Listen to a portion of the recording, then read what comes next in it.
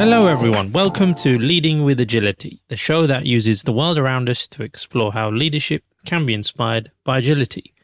As always, I'm your regular host, Arif, and I'm joined by... Myself, TK. I'm a reigning co-host. Thank you very much, Always TK. the weather, isn't it? It is a bit off today here in London anyway. But anyway, we're here today with another episode, and I'm delighted to be joined by Dr. Benjamin Ritter. Welcome, Ben, to the podcast. We're grateful to have you with us. Why don't you start us off, if you don't mind, and introduce yourself to our listeners and, what's leadership all about as well? Maybe a few thoughts there. Thank you. Well, it's all about agility, isn't it? Something like that. But for myself, leadership has really been about self-leadership and really realizing that you're the most important leader in your life. And how do we create organizations where people feel empowered and accountable to be that type of leader? And then how do we create leaders that can do that for others? Amazing. Nice. That's a really good way to introduce that topic. And why don't you share a bit about your background perhaps and what got you into this line of thinking, work, and some of your professional work as well. As I'm aware you're a coach back home in the US, but it would be great if you want to color a bit of that in for us here on our podcast today. And so for now, I've been working in this space for probably a little over 12 years now, and I fully integrate this idea of crafting your career and being your self-leader in everything I do, from corporate enterprise work, from like facilitating talent workshops with emerging or executive leaders, or to doing one-on-one coaching with executive or emerging leaders at all moments in their career. So from career clarity to defining their brand, to getting a job in that space, to then succeeding and excelling in an organization and becoming a leader that you're proud of and that other people can want to follow. Yeah, and it's funny. I think you can talk to most coaches, and sometimes, this is not a requirement to feeling fulfilled at work, but generally there's sometimes personal stories or defining moments that have curated these values or these passions or these beliefs from what you want to do day to day and spend most of your time doing. Basically, this all started because I was in a toxic work environment, felt like I was a victim to my career, blamed my job, blamed my leader, blamed my organization, and felt powerless to change anything because over a period of time, I had a lot of career disappointments, like a major being canceled, jobs being cut, trying to find a position for 4 years and getting 4 different job offers and all of them canceled. It was actually about 3 years. And so when you're in your career and feel powerless, generally you kind of waste the time and the opportunities that you have from your job. And luckily I realized that because I got paired up with a mentor, got into a leadership development program, learned a lot about this space. And so then was able to wake up and start actually crafting and valuing the day to day that I was in, which then led me to reflect and realize that I wanted to prevent this from happening to other people. And so how do I do that? Well, let's go learn about leadership development, talent development, and see what we can do within this space and how can I create a career in it.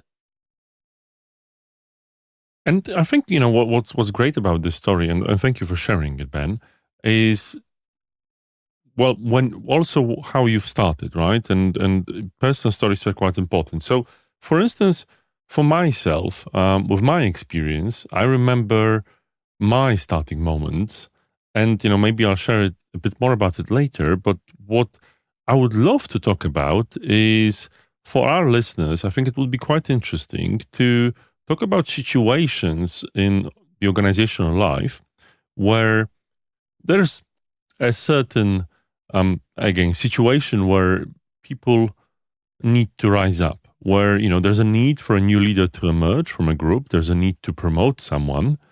And, the organization or, any community has identified someone to step up.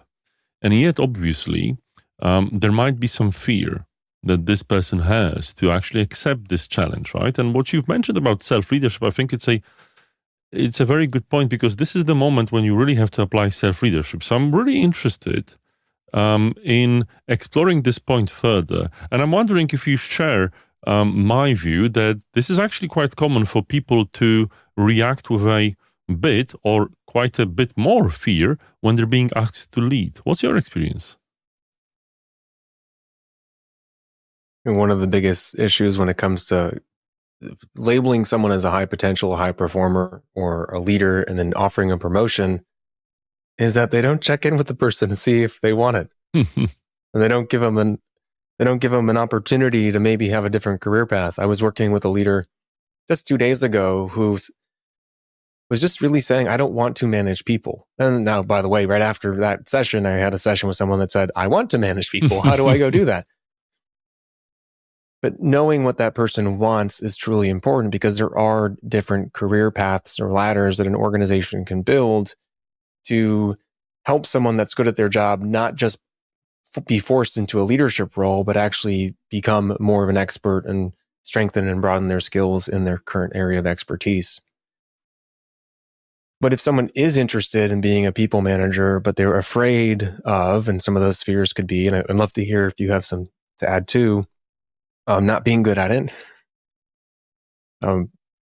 being now measured on a job and skills that they've never been measured on before. So basically, you're taking someone with purely technical skills, saying, we're going to make you a leader. And so every way that you know how to feel good about your job, we're throwing it in the trash, because now you're going to have to go manage people. That's very scary. It is. It absolutely is. What else do you think? And I remember when it's been that scary for me, I guess, right? And what I've been scared of, except everything else you've spoken about, is, will I get enough support in this situation? Will I be able to thrive? Will, again, as you said, is there anyone that will be able to mentor me? Is the organization going to welcome me as a leader in this particular thing? Or maybe a leader, or will the team that I'm supposed to lead be able to, embrace me as the leader? But, in this situation, I had to ask myself a question: is leadership the thing I want to do? As you said yourself, it's important to ask the person. And when you're being asked this question, obviously you have to think if it is so. So I'm wondering, from your experience, if you think about yourself as a leader, but also with the people you work with, how do you make this decision? How do you find it within yourself to know if you are up for leadership or not? And sadly, we don't generally have experiences to know if it's something that we want. Because you learn if you want something by usually getting a taste of it, by trying it out, by having positive beliefs related to it. And often individuals that are afraid of leadership, it's also just because they tend to believe that it requires more responsibility, more hours, more stress, which generally is the case if you approach work in that way. It doesn't have to be. I know a lot of leaders that have a beautiful life and work less than individual contributors. There's that joke that the higher you go in an organization, the less you work. Yeah, you're just hanging out in meetings. But how do you figure out if you're an individual contributor, or maybe you're just a mid-level manager and wondering if you want to gain more responsibility and move up in an organization? Well, first is explore some of the negative beliefs that you have. So if you think that you can't have a family or a life that's enjoyable, or friends or hobbies when you're a leader, go talk to leaders that have those lives. Don't talk to the people that look stressed and are running around and always busy. Go talk to the ones that have the lives that you want, and figure out what their experience and what their career journey's been like. Yeah, the other piece would be to go talk to your manager and try to get a taste of what leadership is like. So ask to be a mentor, maybe be a peer mentor, maybe ask to get an intern, or to try to step into like an interim role. There's a lot of organizations that will actually have kind of these like interim manager roles where they give you a couple direct reports while they're trying to backfill a position. Like, you test out being a manager. And if you don't like it, by the way, even if you move into a role, I've seen many organizations that have a positive work environment. You can just go talk to your leader and say, I don't think management's for me. And I have 3 clients right now that have done this in the past probably half a year, where they've been put into a leadership role with multiple direct reports and said, this really isn't for me, and we're able to move back into a technical position. And as always in life, I guess, go ahead, Arif. No, finish your question again. I'll come back with an observation. Well, what I think is, it's really interesting to see that when you say that, that people can say, well, I've tried that. It's not really for me. I think, the interesting thing is how some people are stubborn. And for many, they've been taught all their lives that they need to succeed. And, it's how do you reconcile the fact that leadership might not be for you and you need to go and ask to possibly remove yourself from this position? But yet, how can you make it not feel like a failure for you? Feeling like things are a failure generally is just how you perceive them. And if you perceive that you have to win at everything, then anything that you do that isn't classified or defined as a win in your mind is going to be perceived as failure. So if you're in a leadership position and you're feeling stubborn and you say, well, I can't go to my manager, it's generally because you don't feel safe in your work environment and you have some definition of winning or success that doesn't align with you learning, and more so of you just being great at everything that you do. And by the way, choosing to not be a manager doesn't mean that you're not great at it. It means that you would prefer to do different types of work. And so it's a kind of a convoluted answer that I just gave you, but there's a lot of different factors that are at play. But generally, if you believe that your career is just a multitude of experiences that allow you to get more value out of life and pay for the lifestyle that you're interested in, and maybe form some positive relationships and grow and to learn, then no matter what happens, even if you're fired or fail at a project, like no matter any experience that you have, that's just part of your broader career. It doesn't tarnish it, doesn't change it. It actually adds value to it so that the next thing that you do is more informed and more fulfilling. Thanks, Benjamin. What's interesting to me, when listening to what you've been talking about there is you're working with clients who are quite open about not wanting to do something, and they're comfortable saying that and seeking help for it. From an organizational point of view or from a senior leadership point of view, how does that fare when it comes to them talking with their bosses? I mean, you did mention there was, there are times where, that conversation goes in a positive way where it's okay and it's accepted. But I wonder if there are times when it doesn't. But also, I think it's just interesting that you are able to support people through that, and they're comfortable sharing that. And maybe there's a cultural thing. I don't know here in the UK whether we have a slightly different culture or not. I'm not familiar where there is enough of that happening where leaders are openly thinking about, okay, where they are good at, where they're not so good at, and maybe coming up and having the right conversation about, yeah, I'm not great with managing people. It's not the right time for me, and I'd like to do something else. So, yeah, there's a lot of thoughts there. Pick out what you think is appropriate. But I think the first thing is just recognizing that it's really important that you're having those conversations and people are coming back to you and openly sharing it. But yeah. Yeah, I want to normalize the fact that I have a job, probably in some sense, y'all as well. And I'm going to sell copies of the book, Becoming Fearless, generally because everyone is afraid. They're at work, not feeling confident to have these conversations with their manager. They're at work thinking that if they say no to a promotion, they're going to be fired or never going to have a chance of a promotion again. They're at work afraid to ask for training and support and development to be a leader because they don't want to be perceived in a negative light because they think it's going to potentially hurt them on their performance review or their bonus or their future.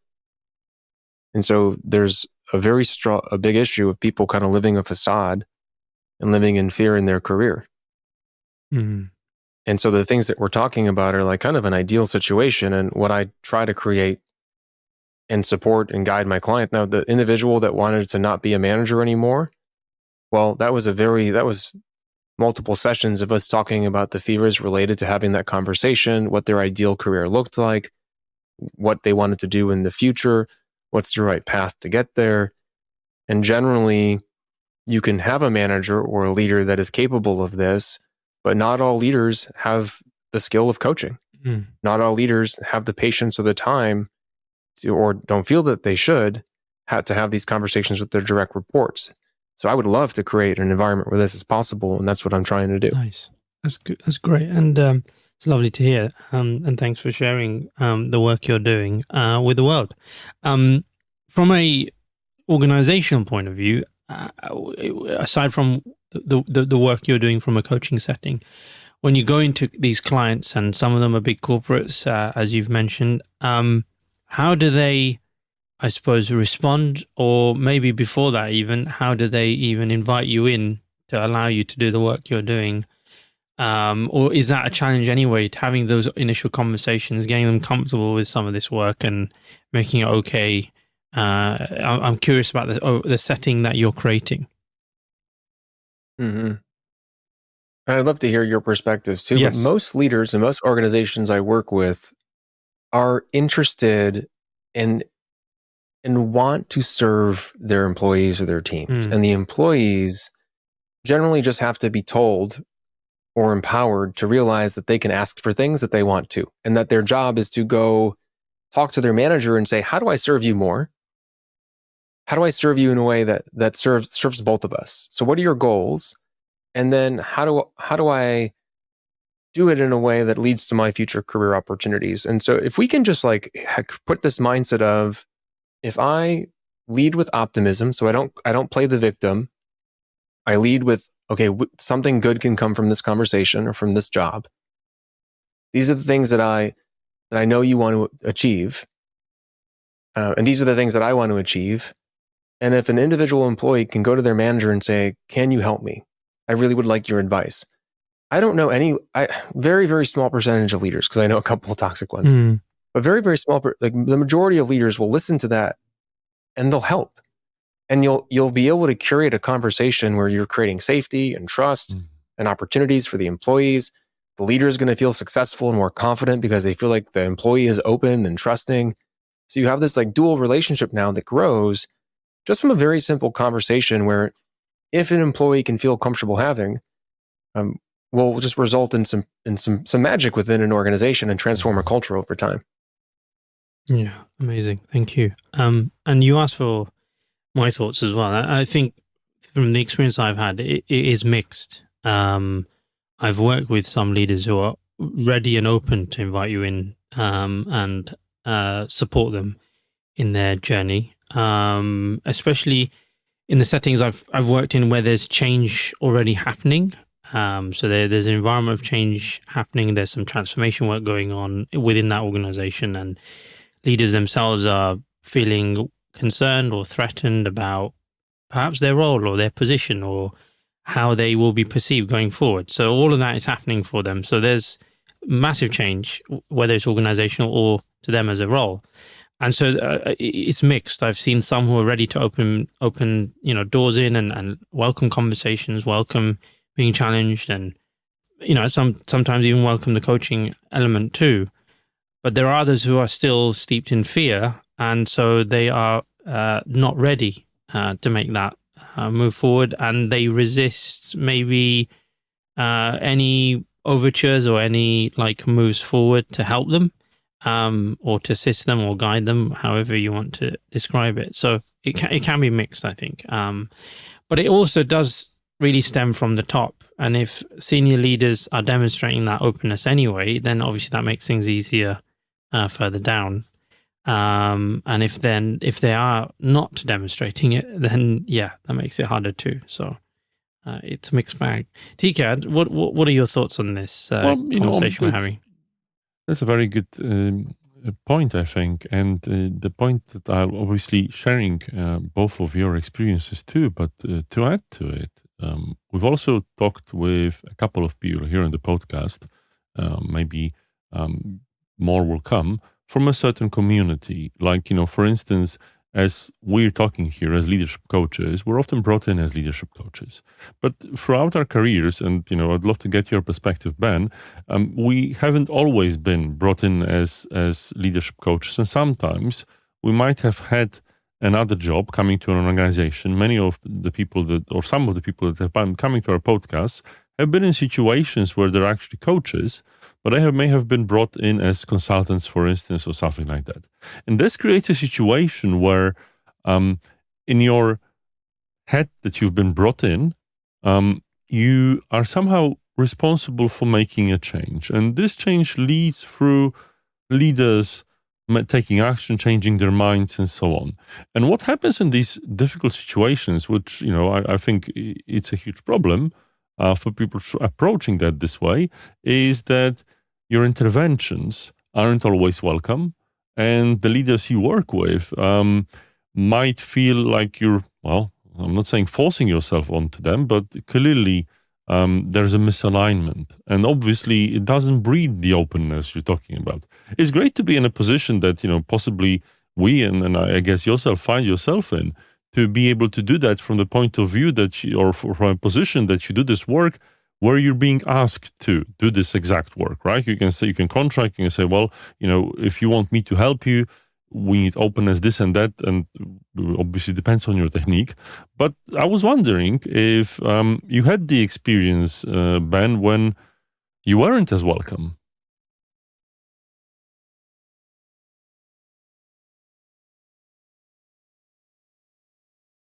The hardest thing to do is to coach someone that doesn't want to be coached. Yeah. And to be in an organization that wants change, but what goes into that change isn't exactly what they feel that they need. And so there are going to be situations like that. I have experienced situations like that where the organization wants something, but the way that the executives act is not exactly aligned. Mm-hmm. And I think you mentioned that too. It starts at the top. And so if leadership is not a role model of the behaviors that you want to see throughout the organization, you're generally not going to be able to impact the organization. And sometimes on teams, if you go in, as I go in as a consultant, there's like one person there that kind of is a little bit of a toxic individual in terms of they're closed-minded, they have that fixed mindset, they're more focused on the negative, they're not focused on the positive, they're not being optimistic, they're calling out the problems. And what's beautiful is going in as a coach or a consultant, so not as a coach, as a consultant, I should say, and leading these workshops, you know who the person, there's the individual that's not engaged, they're on their phone, they're leaving the room, they're maybe calling out what's wrong with the content or what's wrong with the group. And other people, though, through that content are growing, they're growth-minded, they're optimistic, they're hungry, they're learners. And if an organization doesn't do anything about those individuals, and you provide feedback on the event and the workshop, then even the things that you taught during that week-long period or one-day workshop, however long you're there, whatever 6-month engagement, a lot of times it won't be as impactful because basically what you're doing is you're teaching these skills, but at the same time you're ruining trust. Because if an organization can't be consistent with its values and has people in that organization that is not living true to what the organization needs, for whatever reason, they're getting an exception. You see this a lot in sales organizations, then, or with certain executives, then you're never going to be able to truly transform and evolve the culture of your teams. Thank you. Thanks, Ben, for those thoughts. Let's take a break there and see where we go when we come back. Thank you.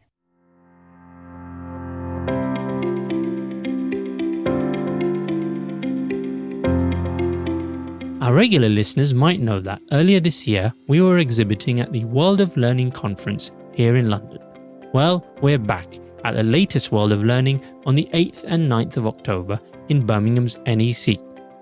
Come and find us at stand D30 to find out more about agile leadership, the programs we offer, or just stop by to say hello. And if you're already planning to attend, don't miss TK's seminar talk on day 1 of the conference at 11:30 a.m. in Theatre 5. See you there.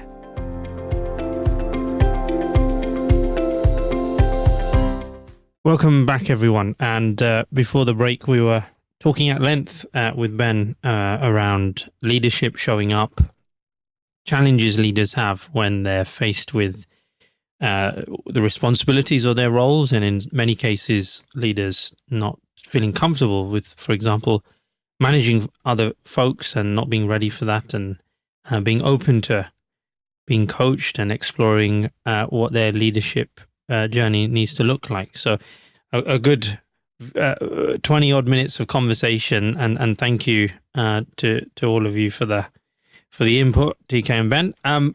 As we move towards our second half of the episode today, I wanted to pick up around the wider environment that typically gets created within an organization and how that can impact someone's ability to step up into a leadership position. And I know, Ben, from your work in talent management and, helping leaders apply for leadership positions and go through recruitment processes, etc.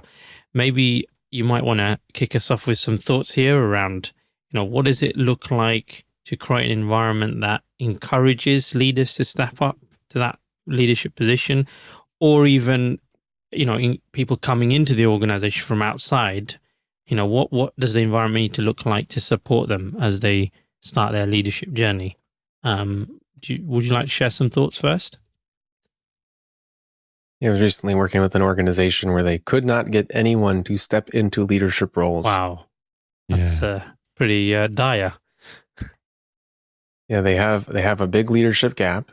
No one wants to have and what's perceived as additional responsibility. And just zooming out, it's the people in your organization do not see leadership as, like, in terms of their cost benefit analysis of the opportunity, as something that is lucrative, something that is worth it. So that's an issue. That's a problem. If you've identified people that would be great leaders, they're great at their job, you think they're a cultural fit, they have people management skills, the ability to grow in the company, you want to retain them, you think, well, let's move them into a leadership role, and they're saying that responsibility, not worth it. So essentially, go ahead. Yeah. No, please go on. Well, I wanted to ask you, because that's actually quite intriguing. When you say this responsibility isn't worth it, is it the wider organization, the senior leaders saying that, or possible people that maybe would step up to lead? Which side is it coming from? The individuals that are potential leaders don't see it as a positive next step in their career. And they don't see the benefits to it. And that's incredibly exciting, because I know that obviously it's one of your wonderful core talents to help with these careers. So what do you do in this situation? Because, well, obviously, as we've talked, leadership is not for everyone. But I'm assuming there are these people that might be thinking about leadership, but in this particular setting, in this particular organization, they see it's not worth it. So yeah, it's an incredible conversation to have. I'm keen to hear about how you approach it. There's a variety of factors that go into play. So why don't they think it's worth it? And as an organization, you have to go do a little bit of research. So compensation, not high enough for the perceived additional responsibilities or the change in responsibilities. Because if someone is not in a leadership role yet, then how they're going to be measured changes. They're not going to feel that they're comfortable or good at their role, and the confidence is going to get hit. They might think that if they aren't good at this thing, then now have they lost the thing that they truly enjoy? So then how do you build an environment where someone feels supported as they move into a role? So we can talk about that in terms of mentoring, coaching, leadership development programs, credentials, continuing education. They might not want to leave their team. So maybe they have some positive relationships and friendships, and so they're worried what happens when they move into a role. Do they lose that community?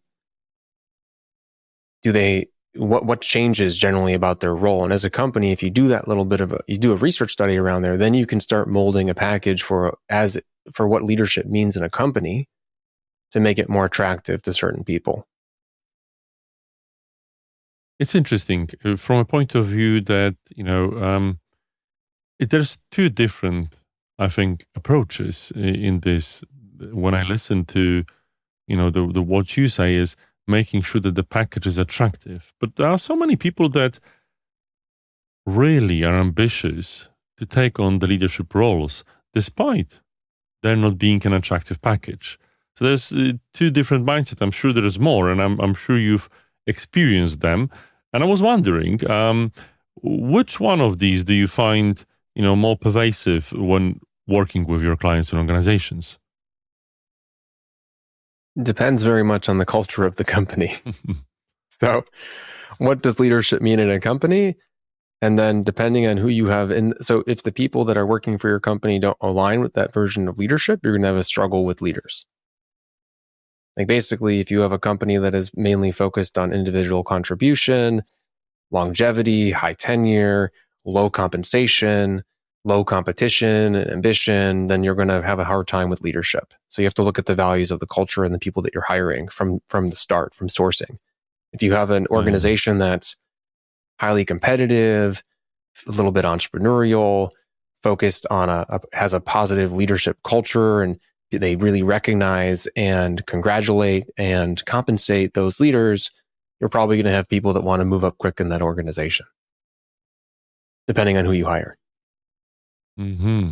And you're quite right. That's incredibly important to get these people in. But what we tend to be faced with is a situation where, people think there might be a problem with the general setup of the organization when it comes to encouraging or, embracing people to lead. And there might be something going on. So I'm interested in your opinion.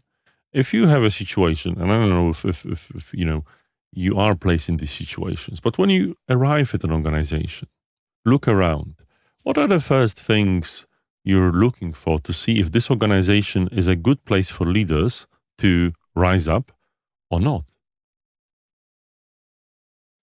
I was coaching an organization before, and through some conversations, I realized that the CEO was not having one-on-ones with their SLT, their senior leadership team, but demanding that implementing one-on-ones for every other level of leadership in the company. And I share this because if I go into an organization and senior leadership is not, like that C-suite, is not held to the same expectations as other leaders from one-on-ones, performance management, et cetera, then it's going to be very difficult, I think, for a leader overall, because it's a sign that the culture is not consistent. For a leader to be successful, they need to be empowered to be the leader that the organization needs. And so, like, adding to this, are there standards for performance management? Are there set goals and expectations and objectives for that person to measure their team against, so that when they provide feedback, they know, their employees know how they need to perform. The leader is there just to perform and perform coaching and to give feedback and to build the relationship with the individual, because the accountability is already there as a standard within the company. Are there tools and resources for that leader to pursue continuing education, from mentorship to coaching?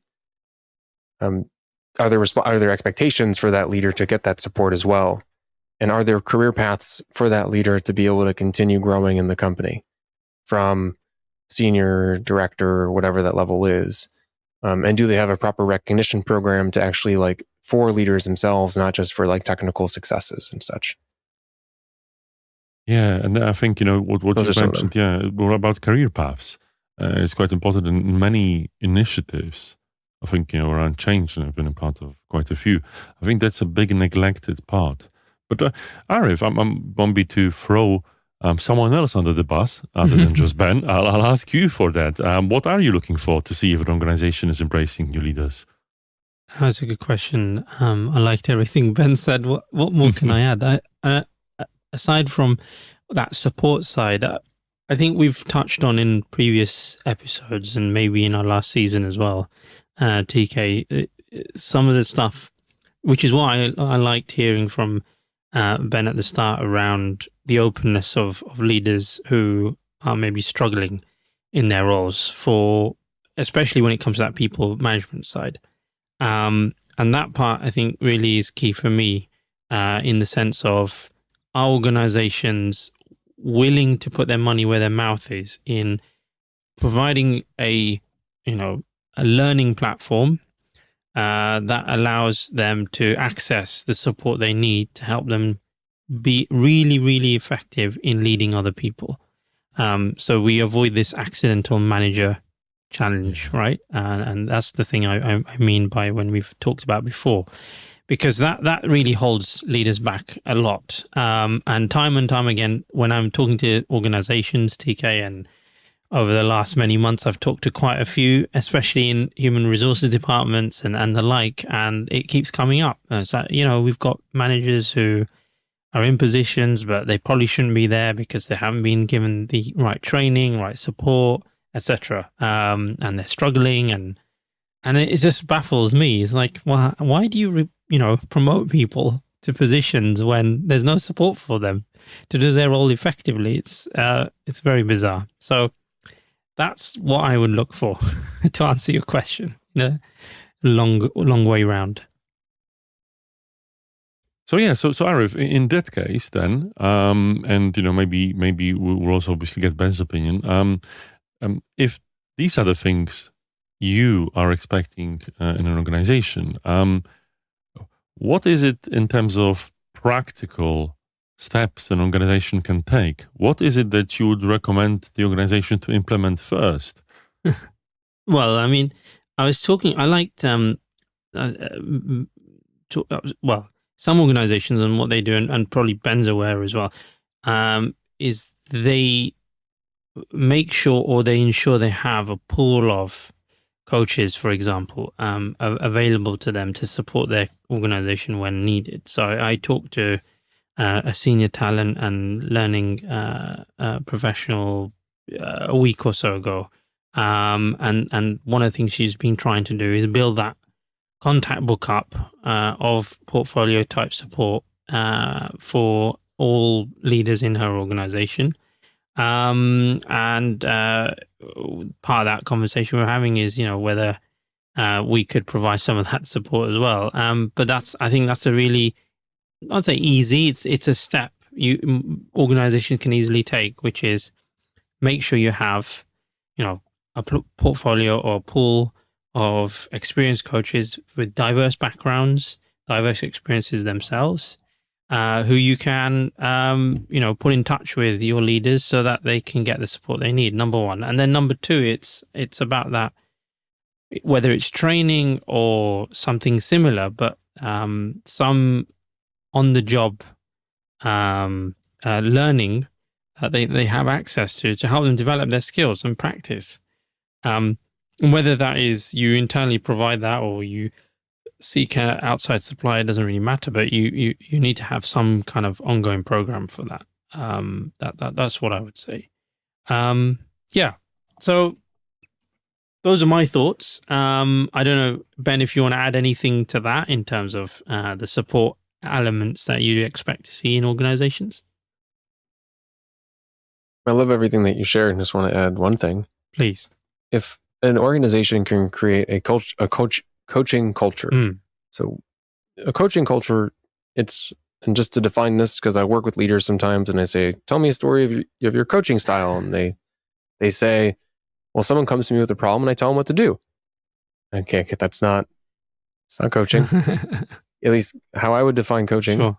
And I think it's pretty industry standard, is that you believe that someone else has the answer to the question that they have for you.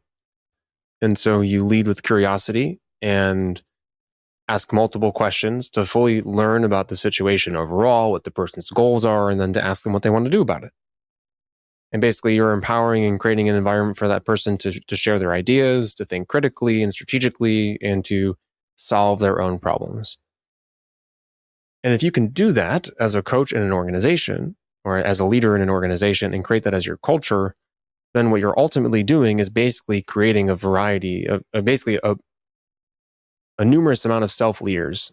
And through that, people feel comfortable and they believe that you trust them, and they believe that they can take greater initiative. Because one of the greatest issues that I see in organizations where they can't get leaders is that the people in the organization don't feel accountable or empowered to do the things that leaders need to do, like speak up, be innovative, be proactive. But a coaching culture can change that. A coaching culture can create those expectations. That's beautiful. Thank you so much. I agree 100%. I'm sure TK does. Coaching culture indeed, yes. Coaching culture is vital. I think we can maybe start drawing the episode to a close today. Did you want to share some summary thoughts, TK, to help us do that? Well, I think what I'm taking away from this conversation is definitely, I think it's important to be optimistic. How leaders and organizations want to develop leaders, want to bring leaders up, and how self-leadership and obviously putting your own mask first, and I'm sure Ben is going to summarize first, is important to be able to get there, but also asking yourself the question if you really want to be one, and not being afraid to say, well, maybe this isn't necessarily for me, and this isn't the career path I want. And having, if it is, make this decision wisely, and really think, ask yourself the thought-provoking questions. Work with a coach like Ben here or us to really make a proper decision for yourself that you wouldn't regret. So that's me. Thank you so much, TK. And thank you, Ben, for gracing us with your time today and being a guest. It's been a pleasure to host you and pleasure discussing everything about the work you're doing and the state of, I suppose, leadership at the moment in the work from your experiences and the work you're doing to support them. And I suppose the tips that we've shared, I hope our listeners can take some value from that in terms of that coaching culture and that environment, that support mechanism, whether it's mentoring, coaching, whatever it might be. Where can our listeners find out more about you? How would you like to get them to direct them towards you if they wanted to reach out? Well, thank you so much for having me on. This has been a lot of fun and empowering for myself too. Amazing. Thank you. If individuals want to learn more, go to liveforyourselfconsulting.com, and you'll be able to also learn about the book Becoming Fearless, which is coming out in the middle of September of 2024. Nice. And then if you really like the episode, go first leave a review for these awesome hosts and this great show, wherever you're listening to it. Then after you leave a review, ping me on LinkedIn and say, hey, Ben, I did what you said. I left a review, and I'd love to continue the conversation there too. That's super kind. Thank you so much, Ben. And maybe we'll have you back again when your book's out, and we can talk about what's going to be in there. Some nice surprises, I hope. So yeah, looking forward to hearing more about that when it's ready. Cool. Well, we'll leave it there. Thank you so much to everyone for being with us, for listening in. And we hope you have enjoyed listening to the episode. And we'll say goodbye for now. And we'll see you on our next show, on our next episode. Thank you. Bye-bye.